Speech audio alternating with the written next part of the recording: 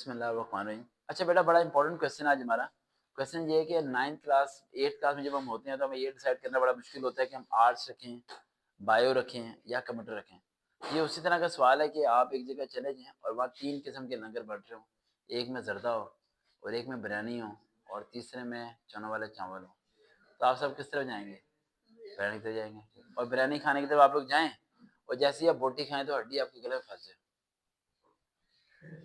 फिर पीछे बंदा आके क्या करेगा? कमर पे मुक्का मारेगा। मुक्के का मतलब है सपलियां। मुक्के का मतलब क्या? लालच में किधर गए? बायो की तरफ। किधर गए? डॉक्टर बनूंगा। बोटी खाई, गले में फंस गई। फिर क्या आई? 3 सपलियां। फिर सोचा ये नहीं करना चाहता। ज्यादा खाने गए, ज्यादा मीठा खाया, दांत खराब हो गए, दांत टूट गया। यानी आर्ट्स। क्या? आर्ट्स। रखने से पहले सपने का रख लो, बड़ा कुछ हो जाएगा। रखने के बाद समझे कुछ भी नहीं होना। बेटा मजाक कर रहा हूँ मैं, सीरियस बताऊंगा। सही है, ताने ना मारे। बाकी रह गया जी तीसरा, चोरों वाले चावल, कंप्यूटर वाले बच्चे। चावल तो खा रही है, चने तो लोहे के। चने कौन से थे? चबाए नहीं गए इनसे। तो ये 3 फील्ड है हमारी, चने वाले चावल, बिरयानी और जर्दा। अब आपने किस तरफ जाना है, बड़ी इंपॉर्टेंट। इन तीनों फील्ड्स का ताल्लुक आपकी फाइनेंशियल कंडीशन से बड़ा इंपॉर्टेंट मैटर करता है और आपकी मेंटली लेवल से। जो सक्सेस की रेशियो है वो तीनों में एक है। जो बच्चे कहते हैं बायो रख के हम कामयाब हो जाएंगे, नहीं। जो रखते हैं आर्ट्स रख के कामयाब हो जाएंगे, नहीं। तीनों सीक्वेंस है। एक बच्चा आर्ट्स रखता है तो वो जज बन सकता है। क्या बन सकता है? जज। और जज डॉक्टरों को और कंप्यूटर वालों को जेल में डाल सकता है ना, जो उसे ताने मार रहे हो। हाँ जी, हाँ। वो कहता है अभी याद है तुम्हें, एक बार तुमने मेरा मजाक उड़ाया था, आज जरा। ठीक है। तो ये चीजें मैटर करती ही नहीं है। मेन चीज मैटर करती है ये कि आपका इंटरेस्ट किस तरफ है। और इंटरेस्ट मैटर करता है आपके कैरियर के साथ, और कैरियर मैटर करता है कि आपकी पूरी लाइफ इसमें गुजरने वाली है। मैं हमेशा, जब मैं स्टडी लाइफ में था तो मेरे लिए बड़ा मुश्किल था ये डिसाइड करना कि मैं किस तरफ जाऊँ। और मेरा जो डिसीजन इस तरफ हुआ है वो तो कुदरती तौर पर हुआ है। लेकिन मैं अगर अपनी बात करूँ तो हमेशा मैं सेटिस्फेक्शन तलाश करता था, यार कोई कैसी जॉब लग जाए, सुबह जाऊँ और दोपहर को घर आ जाऊँ, आराम से लेटूँ, रेस्ट करूँ, टीवी पे ड्रामा देखूँ, उसके बाद रोटी तल के खाऊं और मगरिब की नमाज पढ़ने मस्जिद जाऊं और आके इशा की नमाज पढ़ के सो जाऊं। मेरा हार्ड वर्किंग की तरफ जरा रुझान नहीं था। मैं एक जिसे लेजी पर्सन होता है ना, सुस्त कायल बंदा, कि एक ऐसी काम उसे मिल जाए कि बस वो करे और बस उसका मुल्क चाहे तबाह होता रहे, उसे तनख्वाह यकमों को मिलनी चाहिए। समझ जाए बेटा, समझ जाए।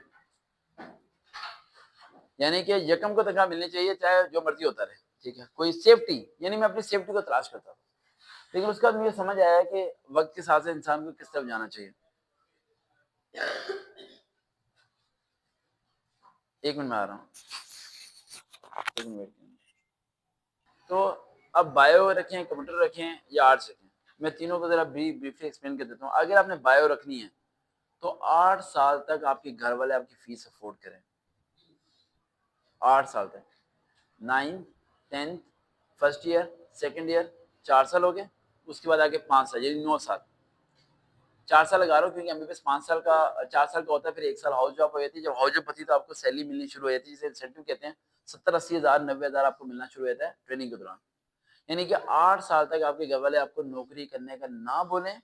8 साल तक वो आप पे पैसे लगाएं। एमडी कैट की टेस्ट की तैयारी करने के लिए मिनिमम भी आपके पास अच्छे प्रोफेशनल बंदे से, लोकल बंदे की बात, प्रोफेशनल बंदे से, जो मेरे पास डॉक्टर्स हैं जिनसे लोग एमडी कैट की तैयारी करते हैं, कम से कम लाख से 1.5 लाख वो एक महीने का चार्ज करते हैं।